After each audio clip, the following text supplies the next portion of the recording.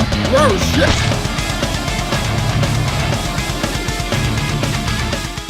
Welcome to the Metal Robot Reviews channel. I'm your host, Tom McKay, and I have a situation I need your help with.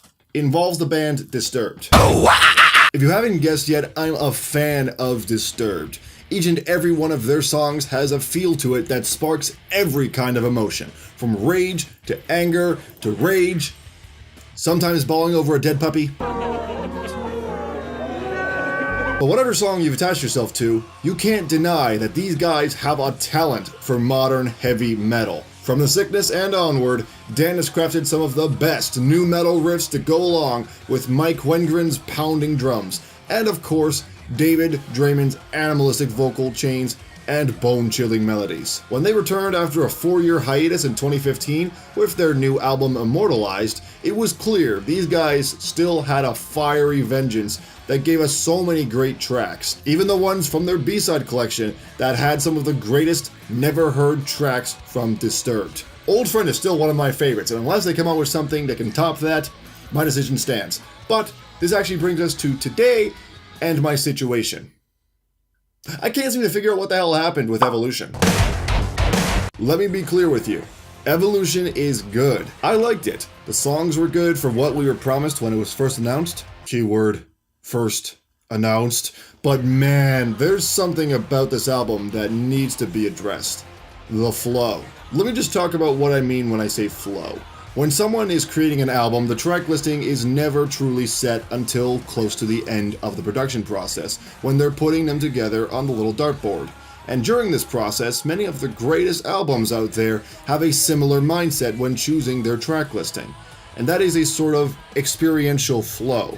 With a movie, there's a beginning, a middle, and an end, at least with the good movies, and you are following the main characters through their journey to reach that satisfying conclusion.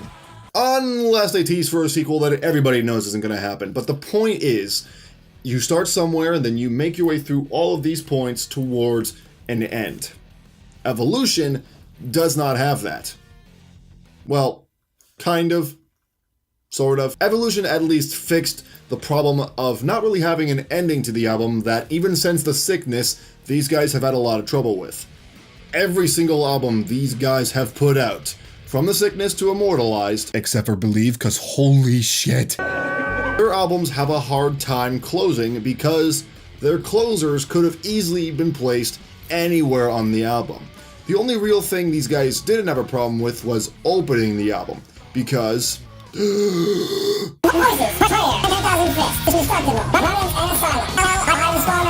believe me, these guys know how to open up an album. And of course, they did close out Evolution nicely as well. Evolution actually had a decent closer and even opened up strongly with Are You Ready? But I'm not talking about the beginning and the end of the album. I'm talking about the middle of the album because, oh dear God, it's jarring as shit. How did this happen? How did that happen?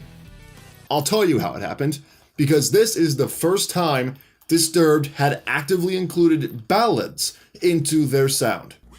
Now look, I don't have a problem with them adding ballads, mind you. I don't care, it's great. If they can do ballads, fantastic. But this album is suffering from the George Lucas effect. Big names putting something out where they were never given any tips for anything because they are big names. They should know what they're doing, right?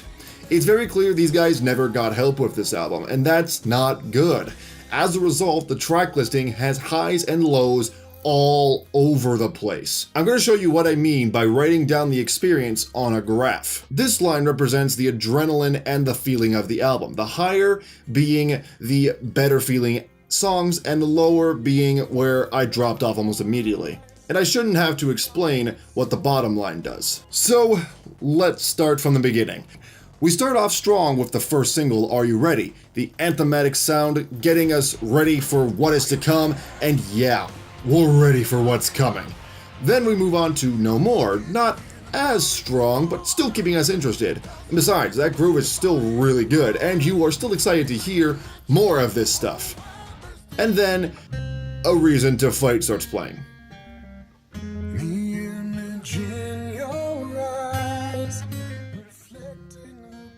Did nobody test to see if this would work? No, I'm sorry, but when I hear Disturbed, I don't expect the third fucking track to drop to a more rock-oriented Simon & Garfunkel, and yes, I do realize the irony in that statement, thank you very much, now shut up. Now don't get me wrong, the song is good, I like it, but in the context of where it lies on the album, all it really does is make the next song, In Another Time, not as strong as it should have been. Just a heads up, by the way, it never reaches higher than this point again. It remains on this level and Stronger on Your Own as well. Add on to the fact that it's slower and we start to see the mole on your back get ready to burst. I'm so sorry for that visual, nobody should have to see that shit. And then the next song, Hold On to Memories. Yep, brings us back down to the bottom. The sad part is, this is actually supposed to be where the ballads go, but more on that later. And once again, we go back to where we felt before, only slightly lower thanks to the last track. So now, Savior of Nothing isn't given the justice it deserves, because holy hell, this track is actually good. I dig this track. That chorus really explodes the roof off of your house. But good things must come to an end. Watch you burn. How can I put this nicely? The song is fucking terrible. What? Why is that, though? It's not written badly, so what's the problem? I'll tell you what the problem is. Why the fuck is this song being played as a fucking ballad? I mean it too. Can you seriously look me in the eye and tell me that with moments like this,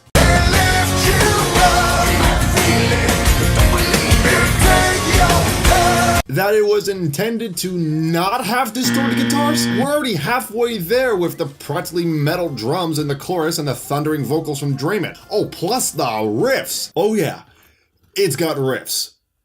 It's played without distortion and on a steel string acoustic. Hell, listen to that break between the final two choruses and you might see my problem here. Even the bass has distortion. What the fuck? The best ones lie. So, okay, this one actually does try to bring it back to the point we had with Are You Ready? Because this is probably the heaviest track on this album. I mean that too. Dan somehow was able to throw tritones in the chorus.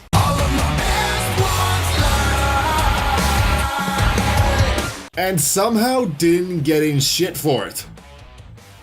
I love it. And then we get to the final song of the album, Already Gone. I love this song. And it's a closer too. It feels like a closer, which means that Disturbed were able to pull off a Believe on Us, ending with a soul-crushing ballad that brings a tear to the eye and pours ice down your back. It feels earned. It feels strong, and there's clear emotion in it. And you know where this song landed on the graph? Yeah, that's right. I mean, yeah, it's a ballad, yeah, of course, but it's the only one that felt grand in scope, and it felt earned. It was able to keep the feeling there through the entire song and give us a reason to listen to the whole thing. It didn't stop the album in its tracks, it ended the album in a satisfying manner. The rest of the ballads, on the other hand, dear God, look at this goddamn graph! We zigzagged all over the damn place. That's not good. I think I know what happened though. Remember how I mentioned the George Lucas effect? Well, this is a good example of it. Disturbed isn't known for writing ballads. The only one they actually wrote was Darkness, and that was a closer. These guys have the same thing with a lot of death metal bands, in that there never had to be any reason to care about where the songs landed because they have the same effect as the last. Destroy the pit and anybody inside. But now they have to add songs that don't match that description at all. Songs that are meant to dampen your emotions and remind you that, hey, it's okay to be sad. I didn't want any of these parts! Look, albums with this much diversity in tone need to be treated like putting together a movie, like I mentioned before.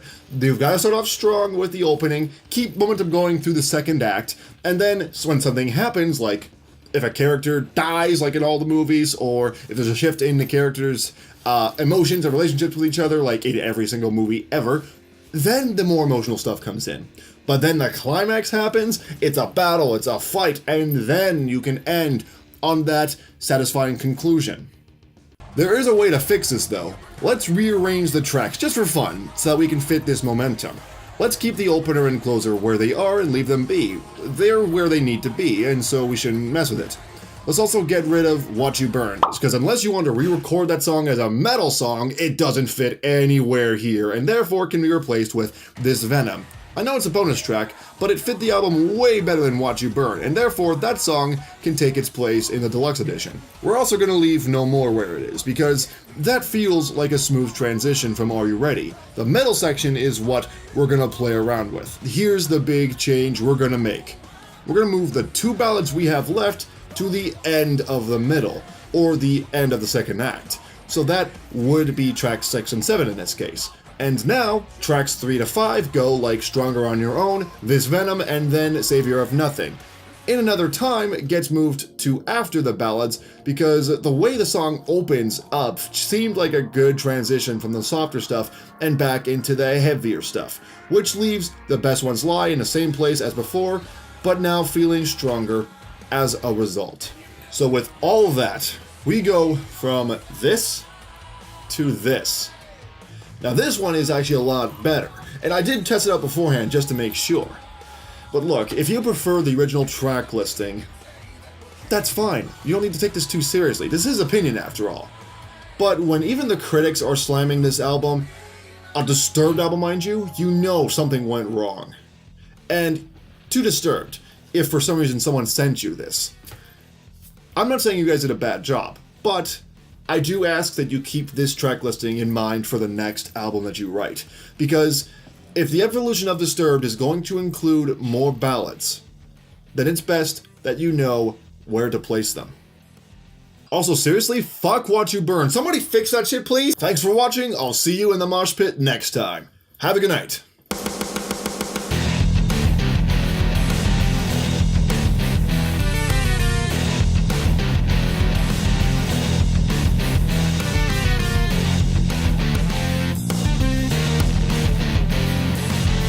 Oh, what's that? This video had no flow and was all over the place? Well, now you know how I feel. Take care.